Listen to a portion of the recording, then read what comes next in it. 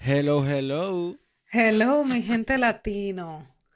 Ay, Cuente señor. todo. Y mis tru-tru, wow, los extrañaba. A todos los tru-tru que Cuente están con todo, mi nosotros gente. hoy. Por ahí llegó uno. Yes, hello, hello. No sé quién será, pero Señores, bueno. miren. Ay, nuestro miembro de la LAPD. I know we missed you Ese too. mismo. Ese mismo. Seguramente. Nada, mi gente, miren. Yo le dejé un pequeño story hace como media hora ahí a los True en los Close Friends. Le Ajá. dije que se hidrataran, que Ay, cenaran. señor, Que estoy es fuerte. ustedes saben quién no vio esa story. Esta que está aquí ni se hidrató ni cenó. Así que vamos a darle a esto. Mambo y mambo. Miren, esto es muy fuerte este caso. Yo, hay un, hay un documental, una serie documental sobre esto en Netflix que tiene como 6 Ajá. fucking episodios. La pueden ir a ¿Qué? ver después. Claramente, yo sé que hay mucha información también de ahí, pero el documental, además de que te cuenta todo, habla mucho de reacciones, de cosas del circo mediático, que esto causó también, tú sabes. Obviamente yo me enfoqué traté de enfocarme lo más posible en los hechos, porque es verdad. Claro. En el documental cuentan hasta de cómo se enteraron cada quien de las cosas y no estamos en eso.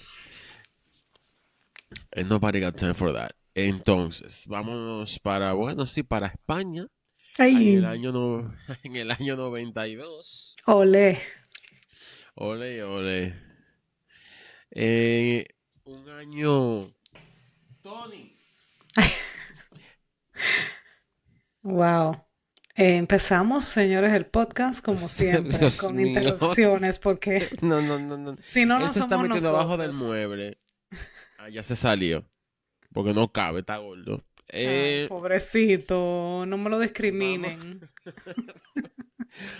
Señores, vamos para el 92 en España. Este fue un año muy importante en este país. Ajá. Este fue el año del Expo 92 en Sevilla. No sé si lo recordarán. Los que estaban ya más o menos con cierto uso de razón.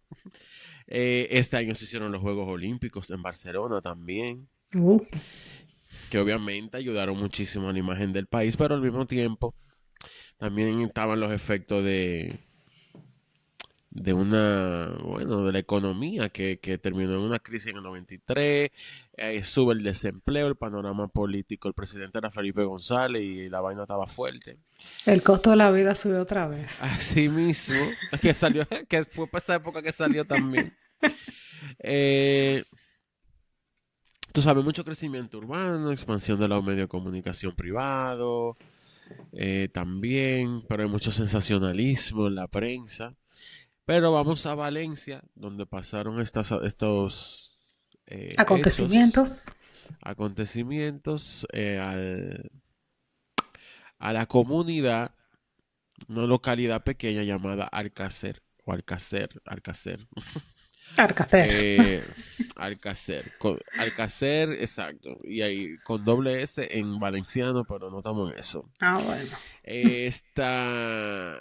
Esta, como esta localidad, como dije, está en Valencia, a unos 15 kilómetros al sur de la ciudad de Valencia, en la comarca de Lorta Sud, tradicionalmente vinculada a la agricultura. Especialmente cultivan cítricos y hortalizas. Es una zona tranquila. ¿Sabes? Muchas fiestas locales. Un pueblo pequeño. Ahí todo el mundo casi se conoce entre sí, etcétera. Y en esta comunidad vivían tres chicas, Miriam García Iborra, de 14 años, Antonia Toñi, le decían, Gómez Rodríguez, de 15, y Desiree Hernández Folch, de 14 años. Ellas eran amigas de escuela, del colegio, del instituto, como dicen allá. Y bueno, eran chicas que tienen una rutina normal de adolescente en un pueblo pequeño, iban a sus clases, se contaban sus cosas, que la música, salían los fines de semana, Miriam era una chica bien responsable y protectora. Toñi era muy alegre y decidida. Y a decirle la describieron como alguien muy sensible y reservada. Como dije, se conocían en el entorno escolar, en el propio municipio, donde las familias también estaban conectadas entre sí. La amistad era parte de esa red cercana típica de esta comunidad del Horta Sud, donde todo el mundo se conoce los apellidos de todo el mundo, etcétera, etcétera. Pues vamos al mambo directamente. Ya creo que el preámbulo es más que suficiente Perfecto. para que el contexto de todo esto. El viernes 13 de noviembre de Ay, 1992. viernes 13. Ay, Ya cállate. empezamos bien. La- ya empezamos bien mal. Eh, este día, estas mujeres, estas niñas, en verdad eran niñas, Así es. tenían un plan muy sencillo. Ellas querían ir a una discoteca en la vecina localidad de Picassent. Era un lugar frecuentado por los jóvenes de la zona. Entonces, lo habitual era que hicieran, allá le dicen autostop al hitchhiking o pedí bola, Oh, ok. que para mí eso es una locura total. Ya en el Así 92 es. se sabían de muchas cosas que habían pasado por estar hitchhiking, pero bueno, me imagino que como era una comunidad pequeña, todo el mundo se conocía, no, Lo más nadie grande se que en el alarmó por esto. 2026 todavía hay gente que hace eso. Yo no te lo puedo ni creer. O sea, Listen, no le deseo mal, but whatever happens, bitch, is on you. it's on you. Eh, Exacto. claro, para, bueno, hacían autostop para llegar al sitio. Ellas salen de su casa esta tarde con la idea de pasar unas horas, tú sabes, pasándola bien y regresar después. Y todo iba bien. El hermano de Miriam y la hermana de Toñi en el documental relataron después cómo comenzaron a darse cuenta de que algo no estaba bien. En un principio la idea no era que ellas se fueran haciendo autostop, de hecho ya como que no, según lo que leí, lo que vi en el mismo documental, el plan de ir a la discoteca quizás estaba un poco barajado porque Miriam, o por lo menos eso pensaron, porque Miriam le había pedido a su papá, o había llamado a su casa a pedirle a su papá que las llevara. Pero él estaba enfermo, no se sentía bien, tenía una gripe y le dijo, no, mana, no te puedo llevar. Ay, Dios. Entonces, ante esta situación, yo no, mira, Ese padre. yo no puedo. Bueno, vayan a ver el documental después y bueno, hidrátese también. Ante esa situación, ellas decidieron aparentemente irse por su cuenta. Entonces, eh, ellas las tres eran muy responsables y bien puntuales. No eran muchachitas, o sea, les gustaba janguear, pero no eran muchachitas problemáticas. Según las describen, si finalmente no iban a esta discoteca, debían estar en su casa alrededor de las 10 de la noche. Cuando da las 10 de la noche, luego las 11, Miriam nos regresa. Su papá, Fernando García, eh, salió a buscarla. O fue el papá. Lo que pasa es que el papá de Toñi también se llama Fernando. Entonces, Uno de los bueno, uno de ellos Fernandos. dos, exacto, salió a buscarla. Eh, bueno, a buscarlas porque sabían que andaban, o sea, sabían las familias que ellas andaban juntas. Juntas. Ok. Él fue primero a la discoteca en Picassent y cuando sale de ahí sin ningún tipo de noticia, se dirige a la Guardia Civil para informar, eh, que, bueno, que está pasando esta situación con estas niñas eh, que no aparecen, no llegaron nunca a su casa. Em,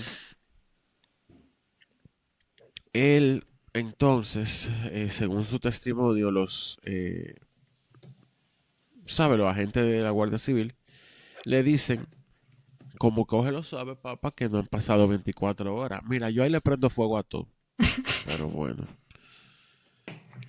Eso a mí me Eh, encanta de la policía. Lo como que digo son en los hijos de sentido ellos. figurado, exacto. Yo realmente, y no, no es atacando a la policía, a esa policía en específico, a ningún departamento realmente, sino a la política, porque en todos los departamentos de la policía tienen una política Exactamente. similar. Señores, cuando hay una Y desaparición y eso, viene una familia me- a reportar a su ser querido desaparecido, hay que tomarlo en menores de edad, serio. Sobre todo menores de edad, menores de claro. edad. Porque si tú me dices que es una No, es que persona que tiene un historial de que ay, ahí viene otra vez fulano, dime, se desapareció. ya se Ok, desapareció de nuevo. porque sí, en todo caso hay excepciones. Pero, o sea, por favor. Bueno, Y eso, que seguimos. aquí le dijeron 24 horas, tú sabes que hay departamentos que te pueden esperar 48. 48 horas, así es. Ay, Bueno, Dios mío. s- Seguimos. ellos le dijeron quizá tú sabes, una travesura de adolescente, dale 24 horas.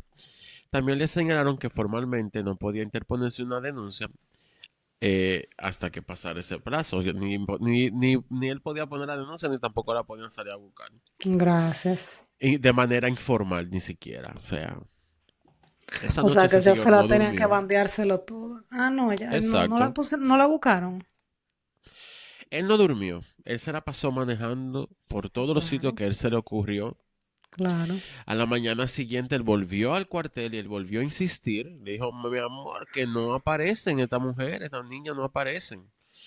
En ese momento comenzó ya oficialmente la búsqueda, que obviamente esto causó estragos en España.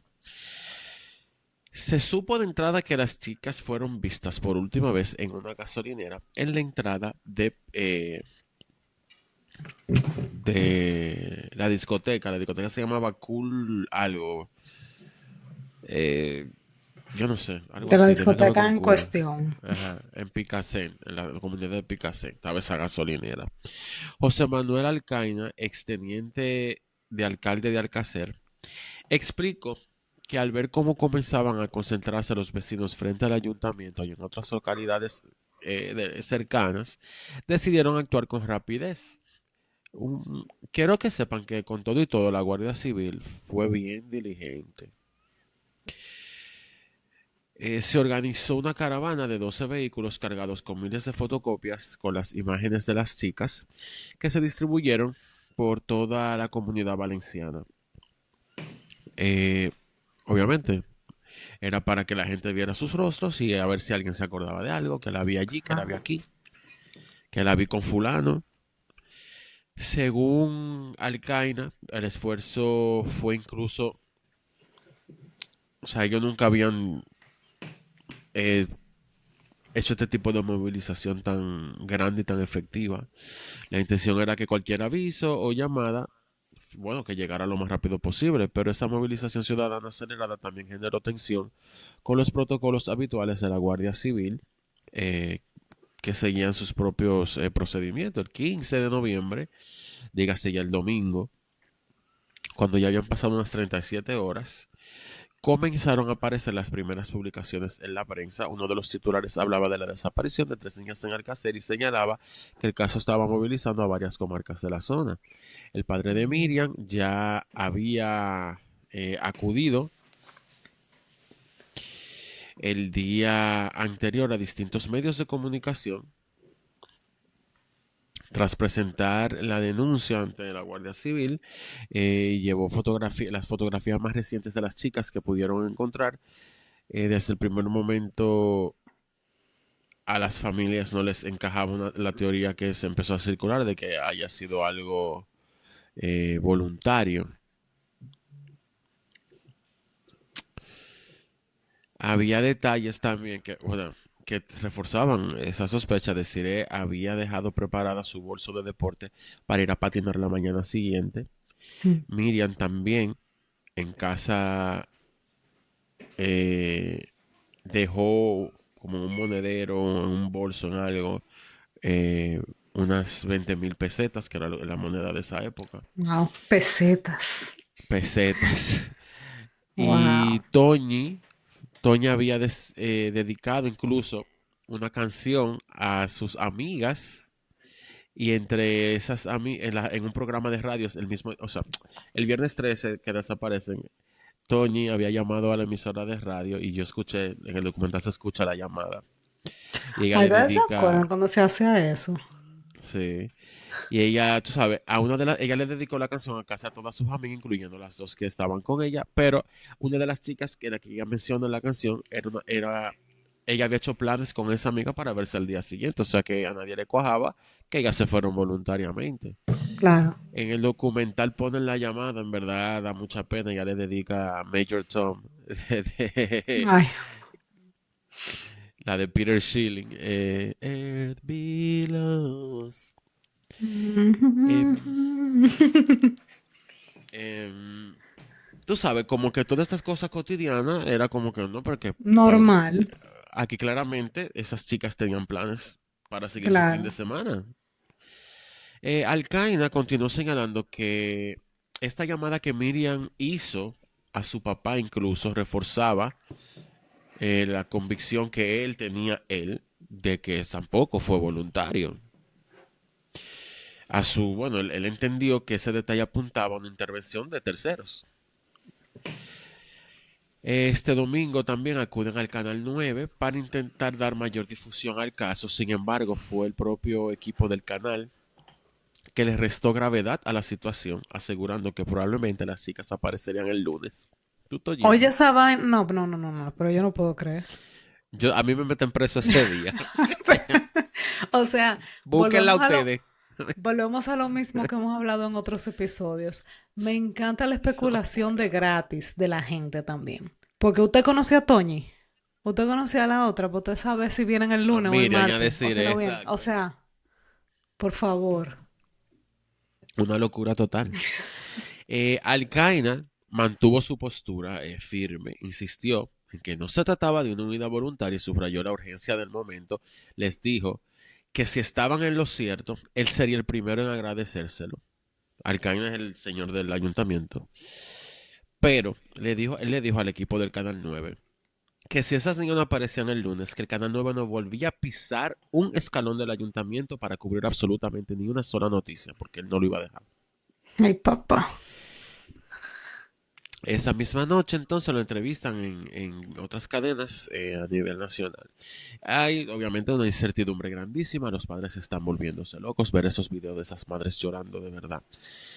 Se distribuyeron más de 15.000 flyers con las caras de las tres y los números de contactos.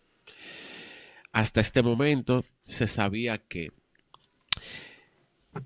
bueno, o se pensó que la ruta empezó en la casa de Toñi, que luego pasó por casa de Miriam, ellas vivían cerquita, pasan por casa de Miriam a recogerla caminando y luego a decir donde decir van ellas dos caminando también.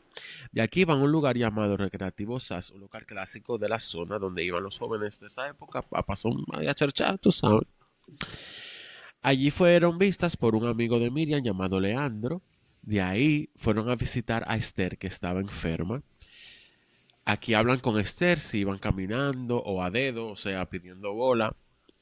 Y la mamá de Esther les dijo, mis hijas, no se vayan pidiendo bola, que eso es muy peligroso. Ellas no hicieron caso. Y bueno, Esther dijo que a eso de las 8:20 pensó ella que ellas habían salido de su casa. Ahí, antes de irse, es que Miriam llama a su papá para ver si las podía llevar. El papá, Al parece que club. tenía una gripecita. Exacto, y no las pudo llevar. Quiero que sepan que esta chica Esther, después de las entrevistas, ella misma lo dice, siguiendo, porque ella estaba enferma. La fueron a ver porque estaba enferma y ella dice, coño, si yo no hubiese estado enferma, yo hubiese andado con ella. Ay, Dios. Eh, Ellas se van por la avenida que sale de la comunidad y en un semáforo piden una bola y un carro se detiene. Un joven llamado Francisco José Hervas y su novia Luz López las recogen. Ellos, al ser interrogados, dicen que las chicas no andaban en plan de fuga para nada. Las llevaron a Picassent, que, es- que está a 2 kilómetros de Valencia. De Valencia, no, ¿dónde es que viven? De Alcácer. Las dejan en la gasolinera, cerca de la entrada de Picassent, como yo dije hace un ratito. Ellas empiezan a caminar y Aquí vieron a un chico que venía en una motocicleta llamado José Cano Yacer, que era un amigo de ellas tres. Él contó que las vio caminando en dirección a Coolor, la discoteca. Gracias. Coolor. En vez de Color. No sé quién Ay, fue el asesor de eso. está bien. Y estamos en España, ¿eh? Porque entonces para colmo. No me diga Pa' tú, cormo, que usted no se llevó, que ese nombre Gracias. era controversial. Pero bueno, seguimos. Ay, Dios mío. Él contó que ya se detuvieron y los saludaron y siguieron caminando hacia arriba, hacia la discoteca, una calle. Y se dice que en esta calle es que a ellas se les pierde el rastro.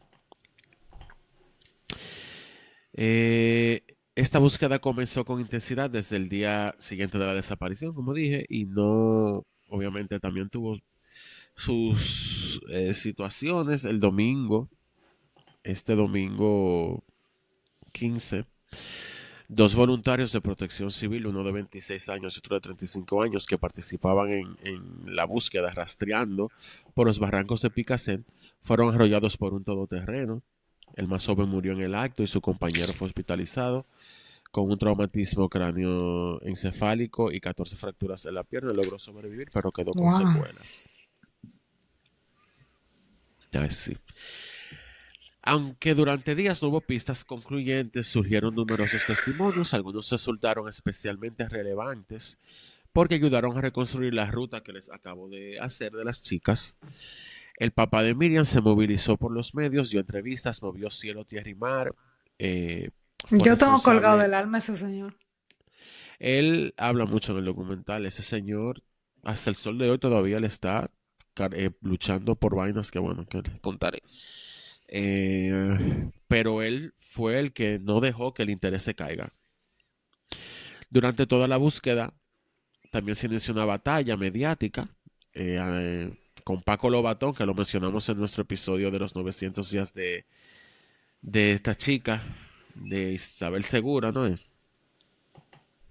Y, y con otra conductora llamada Nieves Herrero del programa de Tú a Tú. En el documental se enfoca mucho en eso. Yo no voy a entrar mucho en detalle con esa cosa porque de verdad que del tema mediático en este caso se puede hacer un episodio aparte del Ay, desastre ay, que ay. fue y de lo insensible que fue. Wow. En el programa de Nieves Herrera un día que está el papá de Miriam, creo que están dos de los padres más o madres. Llama un hombre un día con uno de los testimonios que generó mayor atención. Él se llama Juan Coelho. Aseguró haber visto a tres chicas que coincidían con las descripciones de las desaparecidas entrar al lugar donde él estaba, el establecimiento donde él estaba desayunando. Según su relato, él no relacionó el hecho con el caso hasta que más tarde, al revisar el diario ABC, que era un periódico, es un periódico español nacional, él las reconoce, dice él. Tras identificarlas, él se comunica, él llamó a la policía y todo, él llamó el padre de Miriam, le preguntó si las chicas estaban hablando en valenciano, y él dijo que no, que las escuchó hablando en español, y ahí el papá pues se quedó como que bueno. Mm. Pero, nada, eso fue investigado y bueno. El Y 21 de nada. noviembre hubo otro testimonio. Una señora de Picasen que dijo que desde el balcón de su casa observó cómo las tres hacían autostop, pedían bola, pedían el aventón, como sea. Y como un coche blanco con cuatro personas dentro se detuvo a la derecha de la calzada de la acera. Según su relato, las tres subieron al vehículo, las autoridades fueron, hicieron pruebas desde el balcón para ver si se veía desde la posición del balcón a donde estaba el carro y si efectivamente se podía ver perfectamente, pero la vecina no pudo percatarse de la marca del carro. Dijo que habían cuatro personas, ninguno se desmontó del carro para que ellas suban, sino que ellas se metieron en ¿Y ese cómo carro y cupieron tres personas más? O sea, ¿qué carro gracias, era ese? gracias. Era una van. Eh, en el documental van a todos estos sitios y te lo cuentan desde el lugar de los hechos. El documental es muy bueno. Las fuerzas de seguridad centraron las primeras investigaciones en el entorno más cercano, obviamente, amigos, conocidos, clientes habituales de la discoteca e incluso los propietarios del local. La conclusión fue clara, las adolescentes nunca llegaron a la discoteca. Mm. También se investigó a reclusos que habían sido puestos en libertad recientemente de la prisión de Picasen, así como a delincuentes sexuales de la zona. Durante 2 semanas se siguió la pista de un hombre con comportamientos extraños, aunque finalmente no se halló relación al caso. Mientras avanzaba la investigación, el padre de Miriam habló en varias ocasiones con las autoridades. Les pidió que él facilitara la posibilidad de entrar y revisar casas, ya que constantemente recibían pistas de que las chicas estaban en esta casa, luego en aquella, luego en aquella. Sin embargo, las autoridades le explicaron que eso no era tan sencillo de tú llegar a una casa y pedir revisarla así por así. Gracias. Ellos no podían llegar simplemente a una casa a registrarla sin más. Aún así, en algunos casos lo lograron, aunque muchas veces entre dificultades y mucha resistencia y también falta de fundamentos claros. En medio de esa desesperación, el papá de Mira le llegó una información más concreta. Supuestamente las chicas habían sido vistas en una casa específica, un chalet, como ellos le dicen. Eh, pero había un problema.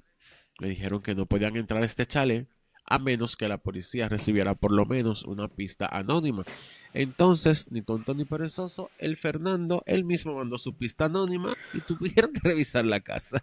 Gracias.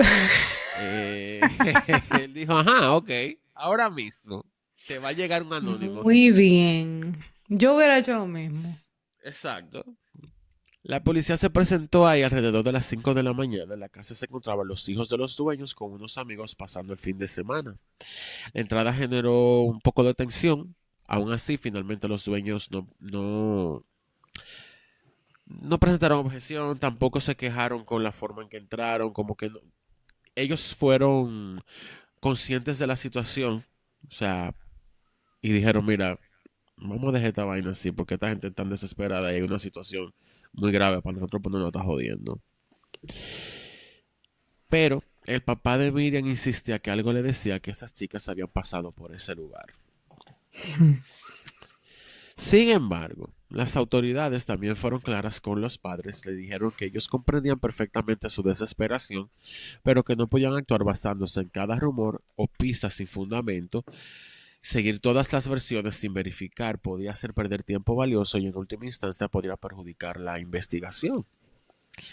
El ayuntamiento de Alcácer imprimió miles de carteles con fotografías y datos de las menores. En los medios de comunicación se amplificó la búsqueda a nivel nacional. Cientos de ciudadanos aseguraron haberlas visto en distintos puntos del país.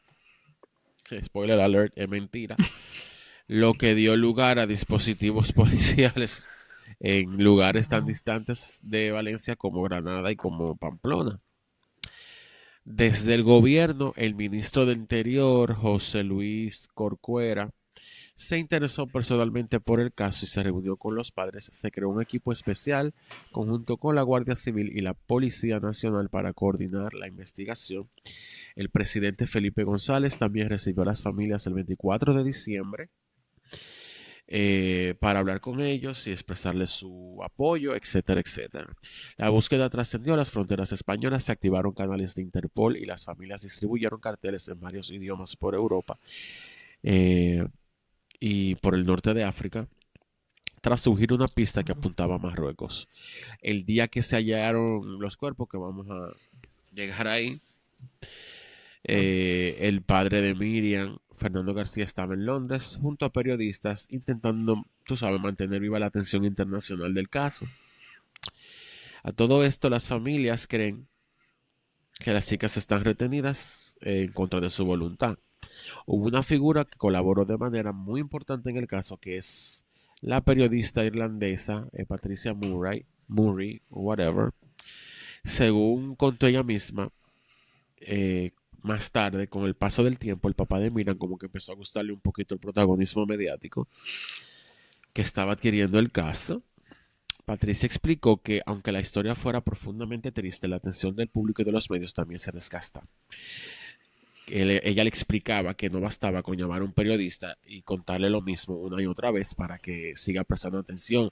Siempre, o sea, había que había que ser consciente y dejar esos canales para información nueva.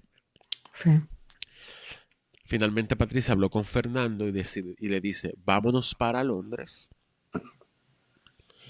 Ahí el Scotland Yard eh, le pidieron, duraron horas porque le pidieron descripciones detalladas hasta la marca de la ropa interior que llevaban las chicas, absolutamente todo. Querían saber todo, o sea, todo.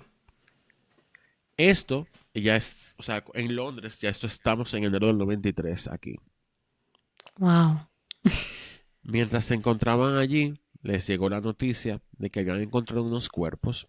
Una periodista llamó a Fernando, el padre de Miriam, y Patricia fue la que contestó. Estaba en un hotel en Londres, él estaba entrevistándose abajo. Uno de los detalles que siempre se había mencionado era que Tony llevaba un reloj de Mickey Mouse. Cuando llamaron por teléfono a Patricia en Londres para informarle del hallazgo, le dijeron que habían encontrado un brazo que sobresalía de la tierra y que tenía un reloj de Disney. Y ahí mismo Patricia dice que ella dijo, esa es Tony.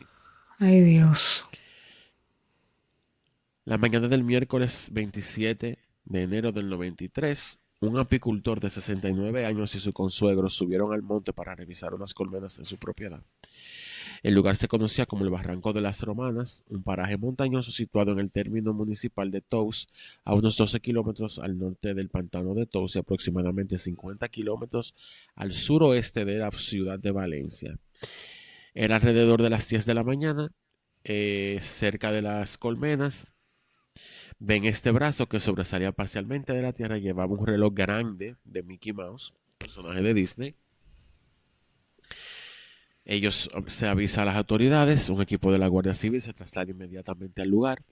El juez del CIRA encargado del levantamiento de los cadáveres, José Miguel Bor, tardó varias horas en llegar porque él estaba en otro municipio haciendo un levantamiento también. En un primer momento, el tamaño del reloj, como era grande, hizo pensar que era un brazo de un hombre, pero cuando comenzaron a excavar, ahí ya, ¿sabes? Se descubrió que se hizo esa fosa con esos tres cuerpos. Los tres cuerpos correspondían a mujeres y se encontraban en un avanzado estado de descomposición. Habían sido enterradas dentro de una gran alfombra que según los primeros informes parecía nueva en el interior de una fosa excavada deliberadamente. Wow. Muy fuerte. Los cuerpos estaban apilados uno sobre el otro, lo que daba la impresión de que no estaban completos. O sea, los apilaron uno sobre el otro, pero estaban como lo pusieron uno arriba del otro cuidadosamente. No fue como que lo tiraron y la pierna de una estaba por abajo del cuerpo de la otra. Como que dos de ellas presentaban la cabeza separada del resto de su cuerpo. Ay, qué O sea, horrible. una horrible identidad. A pesar del deterioro de los cadáveres, algunas prendas de vestir todavía conservaban colores y tejidos reconocibles. Sin embargo, la identificación visual resultaba extremadamente difícil. Aún así, la mayoría de los expertos que participaron en la inspección consideraron que con casi total seguridad se trataba de las tres chicas desaparecidas. Ante, obviamente, la importancia de este hallazgo, el juez ordenó que toda la información se manejara con la máxima discreción y bajo secreto. Además de los cuerpos, en las inmediaciones de la fosa se encontraron varios objetos. Entre ellos había un cartucho sin percutir, un videojuego y un repelente de mosquito marca Autan. Sin embargo, lo que más llamó la atención a los investigadores fue un conjunto de pequeños pedazos de papel hallados juntos en unos matorrales cercanos. Cuando los agentes lograron reconstruirlos y unirlos, descubrieron que se trataba de un volante, un flyer, del Hospital La Fe de Valencia. El documento estaba a nombre de una persona llamada Enrique Anglés Martins, quien había sido atendido allí por sífilis unos meses antes. Ese hallazgo fue clave para orientar la investigación hacia los primeros sospechosos. Una vez los desentierran, los cuerpos los trasladan al municipio de Yatova. En un momento todavía no se habían realizado las autopsias. En este momento no se habían hecho las autopsias, porque fueron dos, por lo que no existía una confirmación oficial de que se tratara de estas tres chicas. Aunque, como dije, todo apuntaba a que sí. A todo eso, los familiares se reunieron en el ayuntamiento de Alcácer, donde ya a últimas horas de la tarde se les comunicó la noticia del hallazgo y ya se confirma que eran ellas. Qué A horrible. las 11 de la noche acudió también el presidente de la Generalitat Valenciana, Joan Lerma, para acompañar a las familias y mantenerse informado de la situación. Poco antes de la medianoche los cuerpos fueron trasladados al Instituto Anatómico Forense de Valencia, donde permanecieron durante toda la noche a la espera de que se les practicara la autopsia. El 28 de enero, la prensa obviamente solo está hablando de esto. Los familiares hoy recuerdan esto como una nube de momentos, todo pasando rápido y sin sentido. Obviamente, Obvio. el padre, el padre de Miriam con la Patricia Murray, que llegaron de Londres, y obviamente el circo mediático de Nieves Herrero y toda la prensa, como dije, se puede hacer un episodio aparte. Cuando vean el documental verán por qué. No voy a meterme para ese, no voy a meterme para ese joyo ahora mismo. La primera autopsia, mi gente light, unas horas después del hallazgo, los cuerpos de las menores, como dije, los llevan al lugar para que se les practicara. Eh, un equipo integrado por 6 médicos forenses de Valencia, encabezado por el catedrático Fernando Verdú Pascual, realizó el examen de los cadáveres. La autopsia se prolongó durante 8 horas, desde las 9 de la mañana hasta las 5 de la tarde. El informe resultante de estas primeras autopsias no fue remitido al juzgado hasta 3 meses después. Wow. En esta autopsia, la familia no estuvo conforme con esta autopsia Ujú. y pidieron otra. ¿Y por qué? Espérate, que eso yo lo anoté. Eso lo tengo anotado en otro lado. No sé por qué no lo incluí, Dios mío. Un momento, por favor. Un momento, por favor. Bueno, que sí, queremos saber qué fue lo que Exacto. pasó. ¿Por qué no estábamos La... conformes?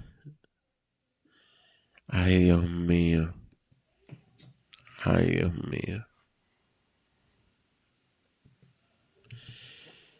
Em,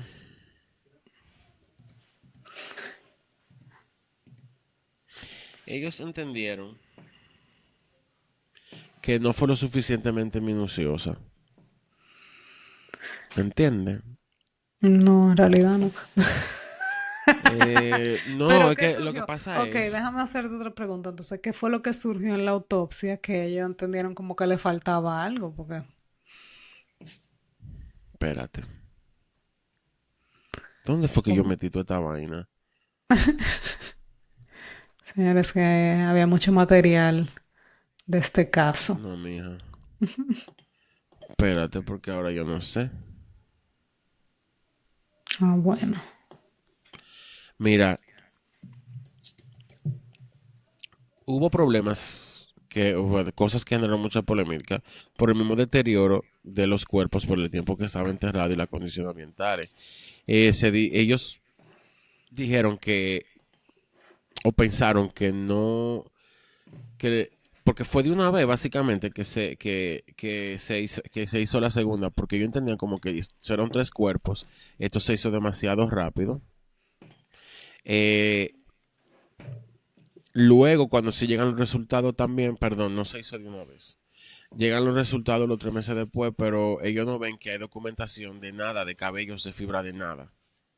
O sea, que Sobre ellos todo el tenían papá de dudas de Miriam. si, ellos tenían dudas de si esas eran Sí. sus hijas. Ok. Y el papá de Miriam, no que si eran sus hijas, era de lo que encontraron. O sea, ellos entendían que no era posible que no se encontrara nada que ayudara a la investigación y él entendía que eso se hizo Ah, ok, demasiado ya rápido. entiendo. Ok. Entonces se hace la segunda autopsia, a petición de las familias.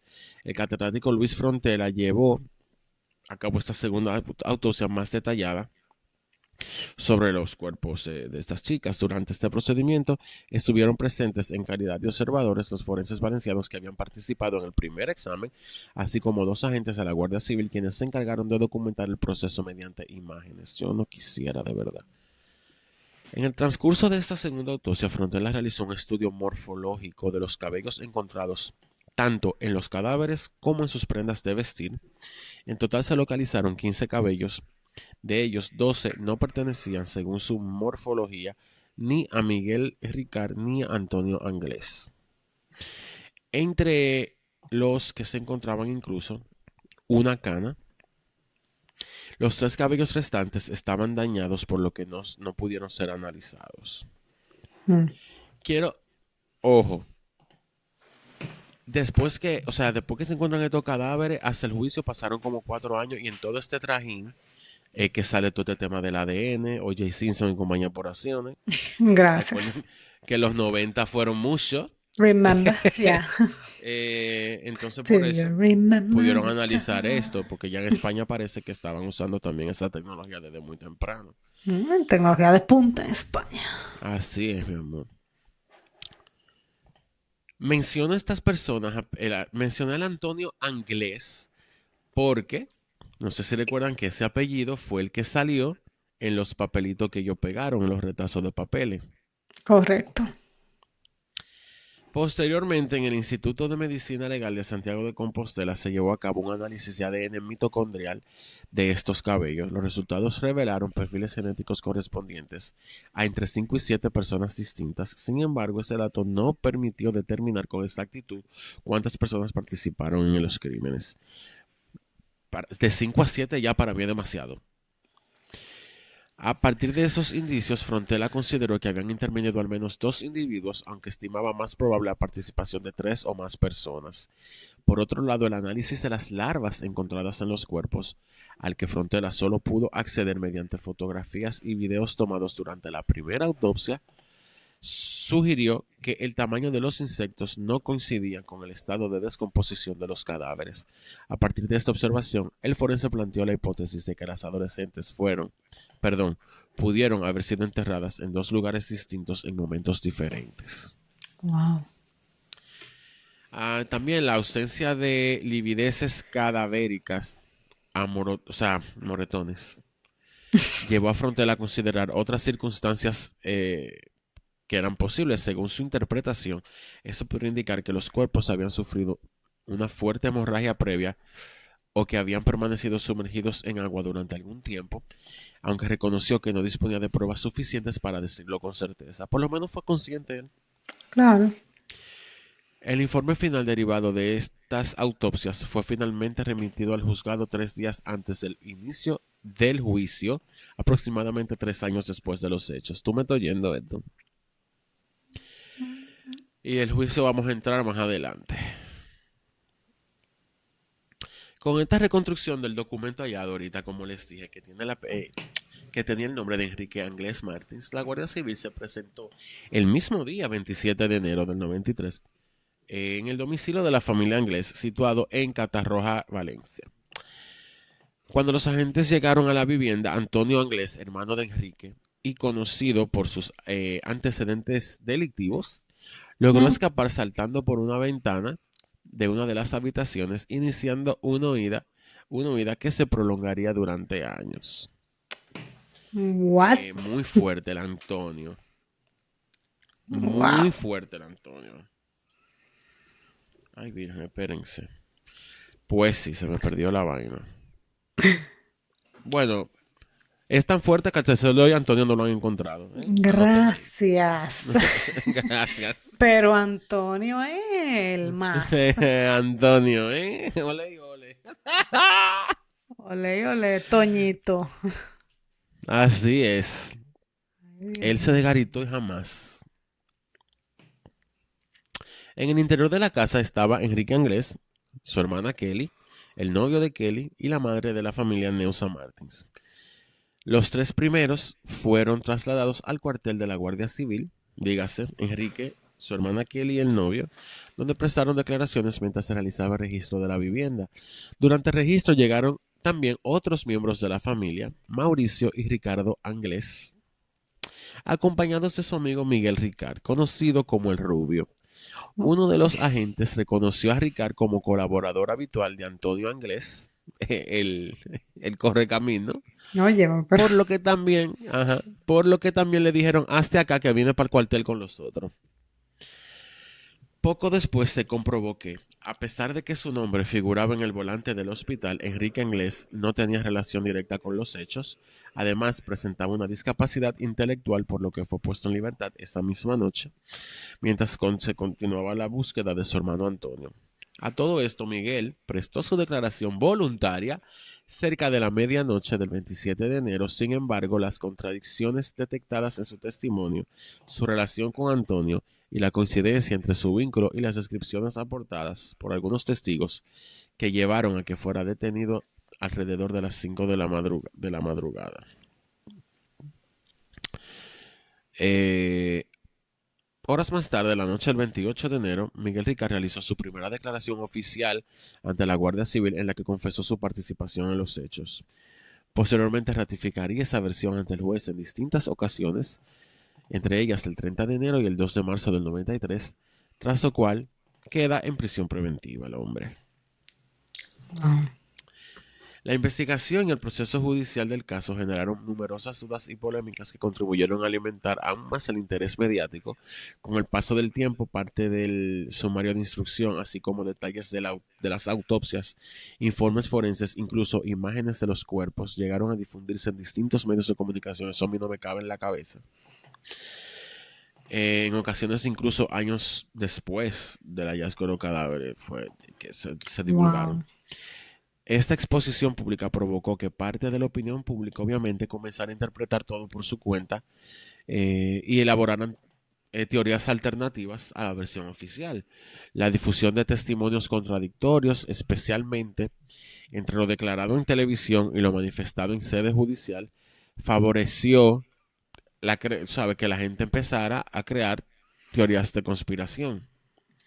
claro. Por ejemplo, la supuesta obtención de confesiones mediante tortura, si se hubiera, como empezaron después a decir el Miguel Ricard, si se hubiera demostrado que la confesión de Miguel ay, ay, fue obtenida mediante violencia o coacción, esto obviamente constituiría un delito de tortura cometido por autoridad o funcionario público y eso está tipificado en el Código Penal de España, artículo 174.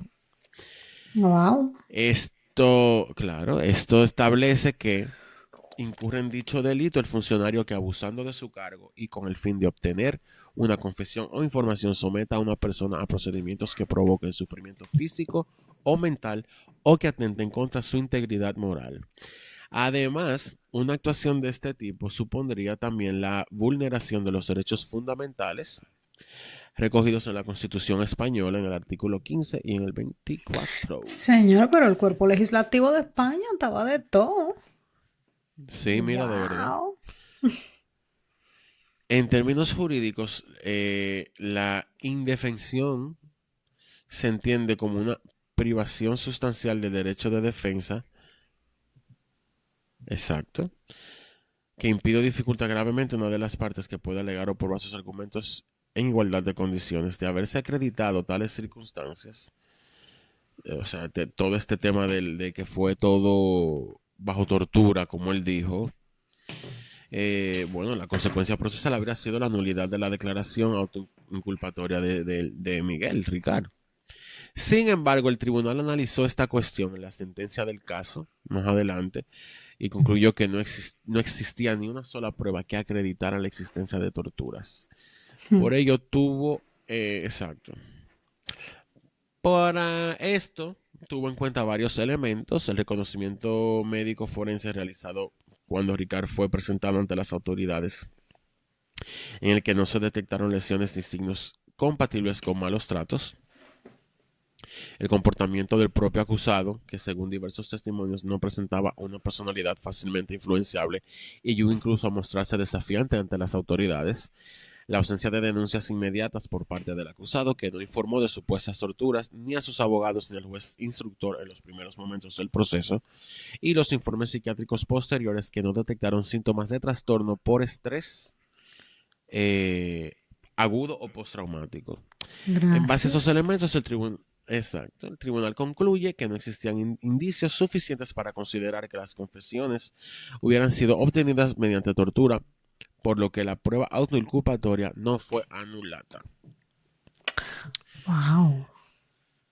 Hubo una polémica con unos de lo mismo cabello que se encontraron en la segunda autopsia también. Acá voy. Ay, señor. Según explicó el Luis Frontel, el médico, los análisis se habrían identificado cabellos correspondientes a Antonio Anglés y Miguel Ricardo, aunque él había dicho en principio que no. Entonces eso a mí me Ujú. confundió mucho y ahí yo me fui Gracias. en, tú sabes, Te y ahí fuiste en yo el me fui rabbit en una hole. y yo, chacha. Eh, Él dijo que al menos otras dos personas más estaban ahí, una de pelo muy corto. Posteriormente él dijo que no volvió a recibir información sobre esos cabellos, que de alguna manera jamás nadie supo de esos cabellos. Gracias. Pero ¿y qué él Las dijo de la... declaraciones de Luis Front... Perdón. Él nunca explicó Dígame. por qué Perdón, él nunca explicó por qué al principio él dijo que no y después que sí. No, no, yo te voy a explicar, amor. Ah, ok. Las declaraciones de este señor, obviamente, como dije, como me pasó a mí, generaron mucha duda sobre algunos aspectos también de la investigación y sobre la forma en que se llevaron a cabo ciertas diligencias forenses. En distintos medios de comunicación, o sea, el doctor llegó a señalar que el levantamiento de los cadáveres no había sido completamente normal desde el punto de vista técnico. Estas afirmaciones fueron utilizadas por quienes defendían teorías alternativas sobre la autoría del crimen, entre ellas una hipótesis por Fernando García, el padre, que, que bueno, que dijo que la presencia de esos cabellos adicionales era un indicio que habría participado más personas en los hechos, posiblemente pertenecientes a altos círculos de poder. Vamos a entrar en eso más adelante, porque eso es mucho.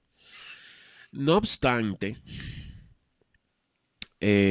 la sentencia judicial se abordó esa cuestión en el fundamento jurídico correspondiente.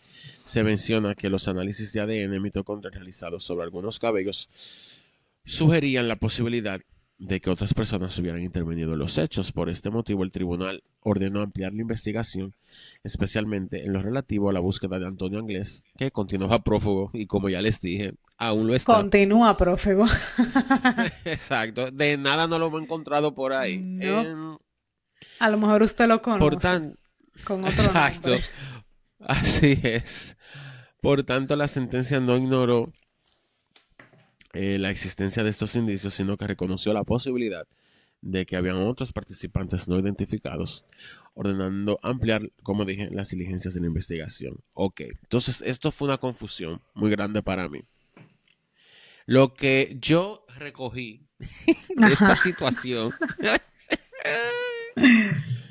es que lo que dice el informe de la segunda autopsia, que es la versión más citada en todo el internet y en todos los sitios, es que él analizó los 15 cabellos, 12 no correspondían morfológicamente ni a Miguel ni a Antonio, 3 estaban muy deteriorados para que lo analizaran. Posteriormente, estudios genéticos indicaron perfiles de entre 5 y 7 personas distintas, aunque no se pudo identificar a quién pertenecían. Eso es lo que aparece en muchos resúmenes, eso es lo que dice, se supone, la segunda autopsia. Por eso se suele afirmar que los cabellos no vinculaban ni a Miguel ni vinculaban a Antonio. Lo que él explica más tarde, con más detalle, en un informe, y hay versiones completas de este informe citadas en la prensa y en análisis jurídicos, clasificó cabellos de varios sujetos distintos.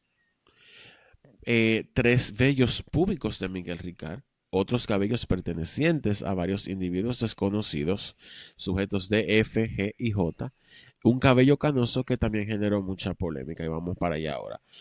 Entonces yo lo que estoy entendiendo es que cuando él dice cabello es cabello y cuando dice vello público, vello público. Sí, pero ¿por qué no dijo bellos también en el primer informe? Eso como que ahora no lo aclara para mí. Exacto. No, no, no, mi Pero amor, es está que esto, dije bien. que esto fue lo que yo pude concluir, no es que yo Ujú. concluí en una respuesta, Entendido. porque que no se sabe, él no se supo expresar, y por eso No. eso trajo mucha controversia. En cuanto al hombre del pelo canoso, el 1 de febrero del 93, volviendo a varios días después del hallazgo de los cuerpos, un hombre de 51 años se presentó voluntariamente ante la Guardia Civil para prestar declaración. Se trataba de Miguel Nicolás Cortona, conocido como el de Liria. Ese hombre había coincidido con Miguel Ricard en prisión en diciembre del 92. O sea, el Miguel las mató y lo meten preso por otra cosa y después lo Gracias. sueltan. Eh, pero bueno, mismo dice que fue un breve periodo. Según Nicolás, durante aquel momento surgió cierta relación de confianza entre ellos. Como consecuencia de esa amistad, Nicolás llegó a proponerle a Miguel que, cuando saliera de prisión, podría ir a pasar unos días a su chalet situado en el municipio de Liria. Tiempo después, tras una discusión con su esposa, Miguel Ricard acudió efectivamente a la vivienda de Nicolás para alojarse allí durante unos días.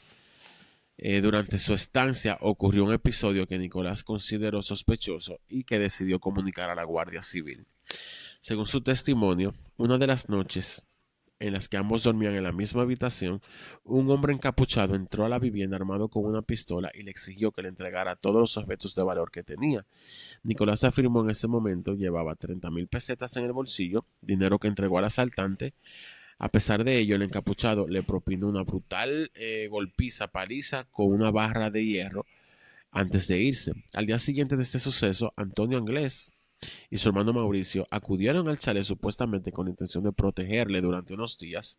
Nicolás declaró que creyó reconocer el hombre encapuchado y era Antonio Anglés, aunque nunca pudo afirmarlo con total seguridad.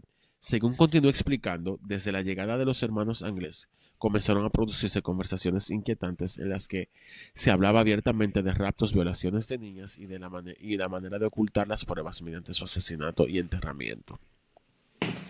Durante Wow. la fase de instrucción del caso, Miguel Nicolás fue citado a declarar como imputado después de que en las autopsias apareciera un cabello cano. Eh, Porque recuérdense que las autopsias no salieron de una vez. Entre las pruebas recogidas en los cuerpos de las víctimas, como dije, salió este cabello canoso. Sin embargo, tras realizarse los análisis genéticos correspondientes, se comprobó que su ADN no coincidía con el del cabello hallado, por lo que se descartó cualquier implicación en los hechos. A pesar de esto, los medios de comunicación comenzaron a referirse a él como el hombre del pelo cano, una denominación que resultaba irónica ya que el propio Nicolás ni siquiera tenía el pelo canoso eh, ni se lo tenía ni nada. En otro momento del proceso, Nicolás llegó a declarar ante los medios que la alfombra o moqueta en la que aparecieron envueltos los cuerpos de las niñas eran de él. Sin embargo, durante el juicio matizó esa afirmación y señaló que en realidad nunca había visto dicha Yeah, la ujú. alfombra, afirmando que lo único que había echado en falta de su chalet tras tras la partida de los Anglés y de Ricard, era una alfombra blanca y un pico. A finales de julio del 95, el Instituto Nacional de Toxicología remitió al juez instructor un informe sobre los cabellos, restos de semen y manchas de sangre encontradas en la caseta situada en el barranco de la Romana, lugar donde, según las declaraciones de Miguel Ricard, habría sido utilizado para retener, violar y torturar a las tres adolescentes. Por eso te digo ahorita que honestamente siento que hicieron un trabajo muy diligente estas personas. Y es una comunidad chiquita. O por lo menos esa es la impresión que dan. Los resultados del análisis indicaron que los cabellos encontrados correspondían a Mauricio Anglés, uno de los hermanos. Los restos de Wow. sangre pertenecían a Roberto Anglés, otro más. El semen correspondía a uno de los hermanos Anglés, distinto a Mauricio y Roberto, lo Oye, que por pero la eliminación, familia, qué familia, ¿eh? ajá, exacto, por eliminación nada más quedaba un hermanito que es Antonio. El semen era de Antonito, Wow. entonces. Esos resultados confirmaban que los hermanos Anglés habían estado en esta caseta, algo que ellos mismos no habían negado. Sin embargo, el informe no permitía demostrar que hubieran estado allí el día de los crímenes, ni que hubieran participado en ellos. Porque obviamente, bueno, precisamente el caso que nos inspiró a hacer este podcast es sobre eso mismo, sobre ADN de gente que se queda en un sitio y ya la gente cree que porque el Así ADN es. está ahí, esa gente está involucrada. Por eso te digo que esta gente de verdad fueron muy, wow, Muy toro. un gringo lo hubiese mandado a trancar, Así tú es. sabes. Además, ningún resto biológico encontrado en la caseta pertenecía a ninguna de las víctimas. Ya, sí, O ahí es sea, más difícil. también se analizó el Opel Corsa blanco, propiedad de Miguel Ricard, el vehículo que, según la investigación, fue utilizado para raptar a las tres adolescentes. En el interior del coche se encontró un único cabello que fue sometido a análisis genético. El resultado determinó que pertenecía al propio Miguel Ricard, sin que se encontraran otros restos biológicos relevantes. Ok, ya saben. Em, la, los hechos que se probaron con el juicio y la sentencia, eh, bueno, como la, o sea, lo que se supone que pasó esa noche, de acuerdo a todas las declaraciones y los testimonios, ¿verdad? Que la sentencia lo detalla. Antonio Anglés y Miguel Ricard conocían previamente el paraje de la Romana, donde posteriormente se encontrarían los cuerpos de las chicas. Sabían que el acceso al lugar era complicado y que sería necesario utilizar linternas o luces para desplazarse por el camino hasta la casa de campo abandonada que está ahí, que todavía está ahí. Además, tenían un conocimiento previo, por lo menos en el documental todavía estaba ahí. Tenían conocimiento previo del terreno, ya que la fosa donde finalmente aparecieron los cadáveres había sido utilizada anteriormente por ellos para esconder una motocicleta robada, porque que son unos maleantes. Wow. O sea, loco. No, no, no hay palabras, de verdad. Los informes forenses y toxicológicos permitieron determinar también la posible utilización de diversos objetos durante la comisión de los delitos, entre ellos palo, cuchillo de monte o cuchillo de cazador, cuerdas y una pistola de calibre 9 corto, que habría sido el arma empleada para causar la muerte de las víctimas. De acuerdo a las declaraciones de Miguel Ricard, la noche y bueno, de todos los testimonios y la unión de todo, ¿sabe? De Todas las todos estos evidencias. eventos, exacto. La noche del 13 de noviembre del 92, a eso de las 8:10, Miguel Ricard y Antonio Anglés, posiblemente acompañados por una tercera persona, según algunos testimonios, circulaban por Picassent en el Opel Corsa blanco, propiedad de eh, Miguel. En ese momento observaron a la altura de la ermita, la calle, a Miriam, Antonio y Desiree, que se encontraban haciendo el autostop, el hitchhiking, como sea que se llame, para ir a la discoteca. Los acusados se ofrecieron a llevarlas en el coche. Sin embargo, durante el trayecto, las jóvenes comenzaron a darse cuenta de que el vehículo se desviaba del camino hacia la discoteca. Eso se deduce porque ellas nunca llegaron a la discoteca y muchas personas que estaban allí fueron interrogados y nunca las vieron. Muchas no, prácticamente todo el mundo. Al intentar gritar o pedir ayuda, se asume que el copiloto empezó a golpearlas para obligarlas a callar. Los agresores condujeron entonces hasta la caseta de campo abandonada situada en el paraje La Romana. Para acceder al lugar utilizaron linternas y una vez dentro emplearon cuerdas para atar a dos de las jóvenes en un poste situado en el centro de la estancia. Según los hechos probados, la primera agresión sexual fue cometida contra Toñi mediante eh, penetración anal y vaginal. Eh, bueno, y La penetración anal fue con un palo que se la hicieron. O sea, esto ni Unos siquiera, caníbales. o sea, era por hacer la maldad. O sea, Sí. la segunda agresión se produjo contra Desiree en términos similares a la de Toñi, según los informes, las conclusiones de la sentencia. Esta fue la única violación reconocida directamente por Miguel Ricard, que admitió haber participado sujetando a las víctimas mientras Antonio cometía las agresiones. Tras estas primeras agresiones, los dos hombres abandonaron temporalmente la casa, se dirigieron en coche hasta Catadau, donde se detuvieron en el bar Parador para comprar comida y bebida. Posteriormente regresaron a la caseta. De vuelta en el lugar se produjo la agresión contra Miriam.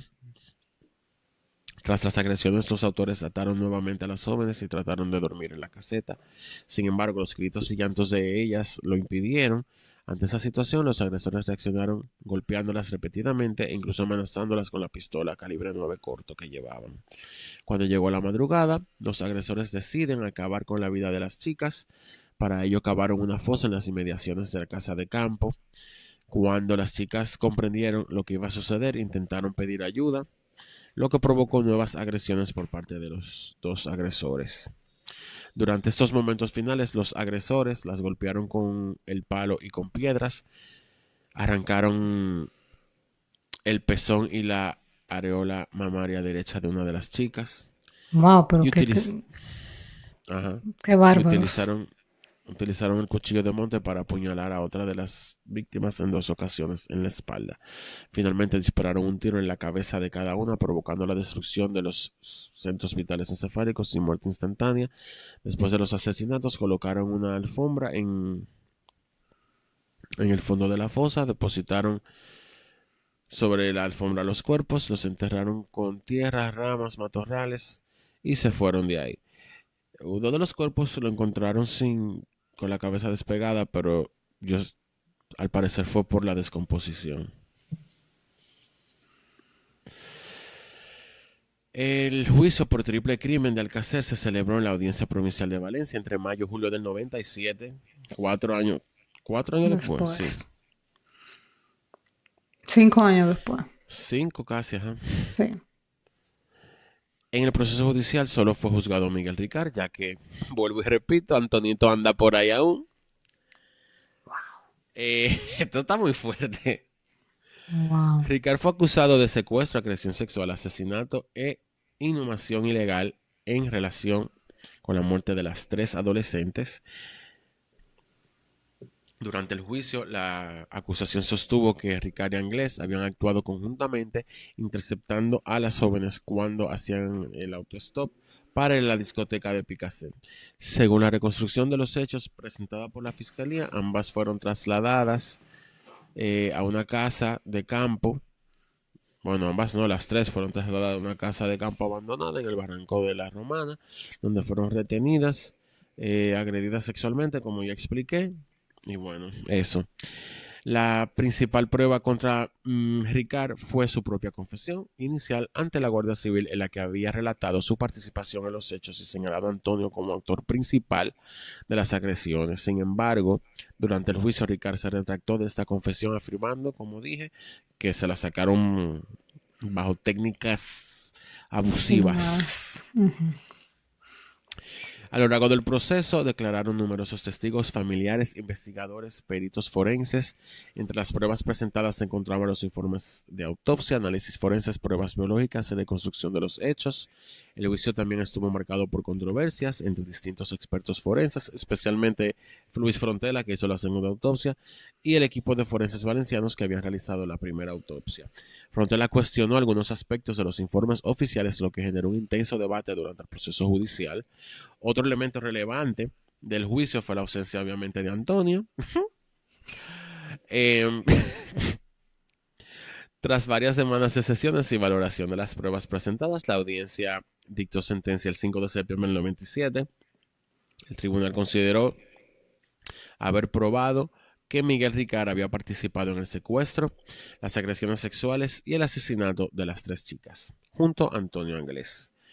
Como consecuencia, Ricard fue condenado a 170 años de prisión por los delitos de rapto, violación, asesinato e inhumación ilegal, además del pago de indemnizaciones económicas a las familias de las víctimas.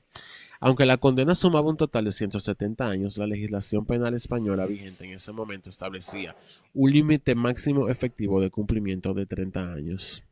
Ah, pero la República. Ya está en su casa, chula. Ay, Dios mío. Ese juicio puso fin a este proceso. Eh, Esto fue un desastre mediático. Pero el papá de Miriam, Fernando, este señor, desde aquella época, como dije, bueno, él se implicó de manera muy personal y muy activa en la búsqueda de las tres chicas.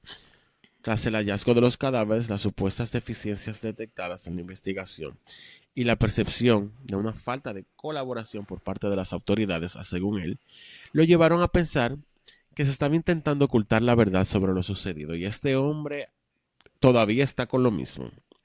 Ah, bueno.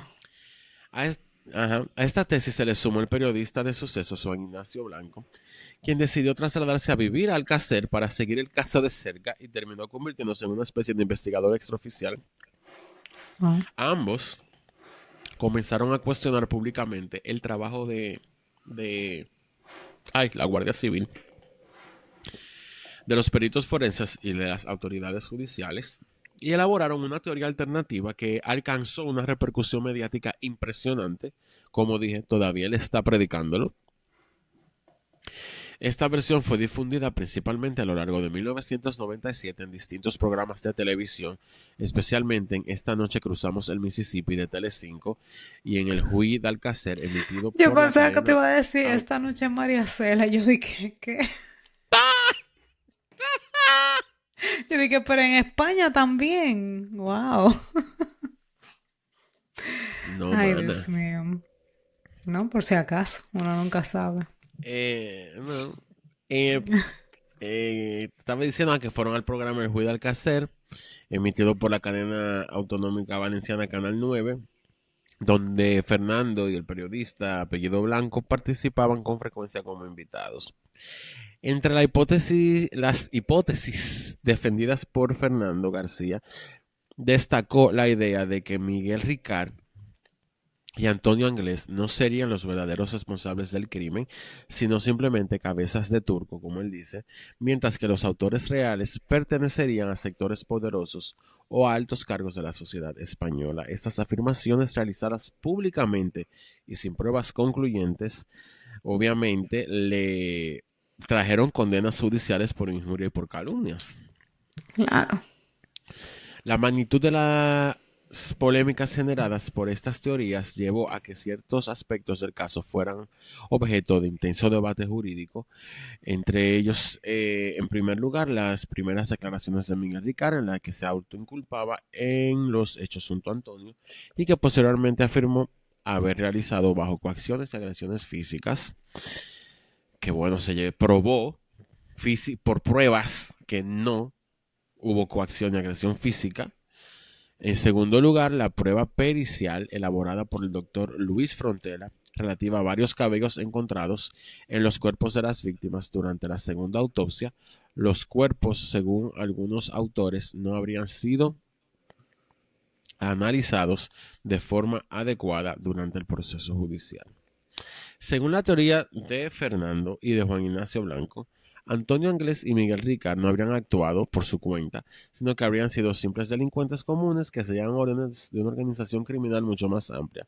De acuerdo con esa hipótesis, Ricard habría tenido únicamente el papel de enterrar los cadáveres, mientras que las jóvenes habrían sido asesinadas en otro lugar que nunca llegó a determinarse. Asimismo, sostenían que Antonio Anglés habría sido posteriormente asesinado y enterrado para evitar que revelara la identidad de los verdaderos responsables. En esta versión, la organización criminal estaría integrada por políticos y empresarios con gran poder económico, dedicados a la producción de videos snuff, es decir, grabaciones de tortura y asesinatos reales destinadas a un mercado clandestino. Lastimosamente, eso existe. No estoy diciendo que este señor tiene razón, pero sí, esos videos existen lamentablemente. Según esta teoría, los miembros de la red pagarían grandes sumas de dinero para participar de ese tipo de afirmación. Eso es así. También sostenían que las tres adolescentes habrían sido retenidas en distintos lugares, llegando a pasar por hasta cuatro ubicaciones diferentes entre Madrid y Segovia antes de ser asesinadas. Posteriormente, sus cuerpos habrían sido enterrados primero en un sitio y luego donde las encontraron. Fernando García y Juan Ignacio Blanco utilizaron diversos medios para difundir todos estos asuntos, aunque sus intervenciones televisivas obviamente generaban muchísima polémica. El momento más controvertido tuvo lugar el 29 de enero del 97, cuando fueron a este programa que mencioné, esta noche cruzamos el Mississippi. Ese programa, ambos acusaron públicamente, sin presentar pruebas, a tres hombres con relevancia política y empresarial de pertenecer a una red dedicada a la producción de videos snuff relacionada con el crimen. A este supuesto grupo lo denominaron el Clan de la Moraleja. Las personas señaladas fueron Alfonso Calvé, ex gobernador civil de Alicante; José Luis Bermúdez de Castro, productor cinematográfico; y Luis Solana, expresidente de Telefónica. Los tres tenían vínculos con el partido que gobernaba en España en este momento, el PSOE. Aunque dos de los señalados no respondieron inmediatamente a las acusaciones, finalmente recurrieron a tribunales poco después, en mayo del 97. El semanario Interview publicó un reportaje revelando que García y Blanco habían sido manipulados por un antiguo socio de los acusados, quien les había proporcionado información falsa con el objetivo de vengarse de ellos tras una disputa relacionada con una operación urbanística fallida en Madrid. En octubre del 2001, el presentador del programa, Pepe Navarro, reconoció por escrito los daños ocasionados y abonó una indemnización millonaria, lo que evitó que el caso llegara a juicio. Sin embargo, Fernando García y Juan Ignacio Blanco sí fueron finalmente condenados por calumnias, a pesar de haberse retractado públicamente y haber pedido disculpas. Esta idea de los videos snuff, muy presente en la cultura popular de los 90, especialmente luego de la película Tesis del 96 de Alejandro Amenábar, fue una constante en las declaraciones de Juan Ignacio Blanco. Hasta su fallecimiento en el 2019, afirmó estar en posesión de una cinta de video snuff en la que aparecían las tres chicas. Pero nadie sabe dónde Pero está nunca eso, lo nunca lo enseñan. enseñó. Según su relato, aproximadamente 10 días después de su llegada al Alcácer, el párroco del municipio habría llamado a medianoche a Fernando García para pedirle que acudiera a la iglesia. Allí supuestamente Fernando recibió un sobre que contenía la cinta de VHS, cuyo contenido habrían visto luego Fernando García, su hermano y el propio el Blanco, el periodista. De acuerdo con esta versión, en una de las escenas aparecían Miriam y Desiree tumbadas en camillas, rodeadas de varias personas, algunas supuestamente conocidas con relevancia social, que las torturaban realizándoles cortes con bisturí. Pero en las autopsias no hay corte con bisturí, porque obviamente que eso va a salir. Claro. Digo, habrá que ver el estado de descomposición de los cuerpos, pero bueno, que sí estaban muy descompuestos, ¿verdad? Blanco aseguró que había entregado una copia de la cinta al Ministerio de Interior sin recibir respuesta por parte de las autoridades. Sin embargo, varios elementos ponen en duda la veracidad de esta historia. Juan Ignacio Blanco nunca permitió que la cinta fuera mostrada públicamente. El párroco de Alcácer negó haber entregado ningún sobre a Fernando García. El propio Fernando García negó en varias ocasiones haber recibido o visto esta cinta. No obstante, tras la muerte de Blanco en el 2019, Fernando García ofreció una entrevista en el programa Cuarto Milenio, en la que modificó su versión, afirmando que sí había tenido contacto físico con la cinta, aunque aseguró que nunca llegó a ver el contenido. Bueno. Entre mayo y julio del 97, una locura, coincidieron con el juicio. Bueno, exacto, entre mayo y julio, coincidiendo con el juicio contra Miguel Ricard, la Televisión Valenciana emitió el programa Diario El Juicio de Alcácer, donde Fernando y Juan Ignacio realizaron diversas acusaciones también contra autoridades implicadas en la investigación. Fernando acusó a 4 guardias civiles que participaron en el levantamiento de los cadáveres de manipular las fotografías del lugar. Blanco afirmó que los investigadores habían perdido pruebas importantes, como la navaja utilizada en el crimen. Ambos calificaron a los forenses de ineptos y, bueno, y personajes de comiquita, como de comic books. También acusaron al fiscal Enrique Beltrán de no trabajar lo suficiente. Eh, por esas declaraciones, en junio del 2009, la justicia condenó a Fernando a pagar 270.000 euros en indemnizaciones y una multa de 14.760 euros por un delito continuado de injurias graves con publicidad. Juan Ignacio Blanco fue condenado a 2 años de prisión y el pago de 260.000 euros en indemnizaciones, mientras que Radio Televisión Valenciana fue considerada responsable civil subsidiaria. Meses después del juicio, Blanco volvió a realizar nuevas acusaciones en octubre del 97 durante una entrevista concebida. Ay, coño, se me perdió. A la revista de Gandía, afirmó que el fiscal Enrique Beltrán y el entonces ministro de Interior, José Luis Corcuera, habían dado instrucciones para que las autopsias se realizaran de forma incorrecta con el objetivo de encubrir los verdaderos asesinos. En abril del 2000, Blanco fue condenado nuevamente por injurias graves con publicidad, debiendo pagar una multa y una indemnización fiscal. Las teorías defendidas por Fernando y Juan Ignacio provocaron profundas tensiones entre las familias de las víctimas. La madre de Desiree, Rosa Folch, nunca apoyó esta hipótesis y consideraba que no se correspondían con la realidad. Además, criticaba el modo en que Fernando y Blanco exponían públicamente los detalles del crimen de sus hijas. En julio del 97, Folch emitió un comunicado en el que pedía a Fernando que por favor dejara ya de mencionar el nombre de su hija para recaudar donaciones destinadas a financiar su investigación paralela o cualquier otra iniciativa. Ese mismo mes, García anunció la creación de una fundación denominada Niñas Alcácer. Sin embargo, Rosa Folch inició acciones legales para impedir su registro. En abril del 98, la Secretaría General de Asuntos Sociales resolvió que la fundación no podía inscribirse con ese nombre sin su consentimiento, al considerar que suponía la vulneración de los derechos al honor, a la intimidad y a la propia imagen. La fundación nunca llegó a crearse. Posteriormente, García y Blanco fueron denunciados por utilizar esta supuesta fundación como vía fraudulenta para obtener dinero. En el 2006 el caso fue archivado al no poder demostrarse un enriquecimiento ilícito. No obstante, el uso de estos fondos de forma distinta a la anunciada provocó que parte de la población de Alcácer cambiara su percepción sobre Fernando García. En el 98, Rosa Folch volvió a recurrir a la justicia tras la publicación del libro ¿Qué pasó en Alcácer?, escrita por el por el apellido Blanco, que recopilaba partes del sumario judicial e incluía comentarios que reforzaban teorías alternativas, además fotografías explícitas del levantamiento de los cadáveres y las autopsias. Folch denunció al autor por considerar que el libro vulneraba la intimidad de su hija. En agosto del 98, los tribunales ordenaron la retirada del libro del mercado. Como consecuencia de estas disputas, Folch llegó a ser acusada sin pruebas dentro de su entorno de haber recibido dinero para sostener la versión oficial del caso. Amor, porque una novela. No, pues yo estoy aquí, mi amor. Acompáñame a esta triste historia. Entonces, hay unas cuestiones sin resolver también. Distintos medios han señalado posibles errores en la investigación, inconsistencias en el sumario del caso y dudas sobre algunos aspectos del caso que han contribuido a alimentar el debate público.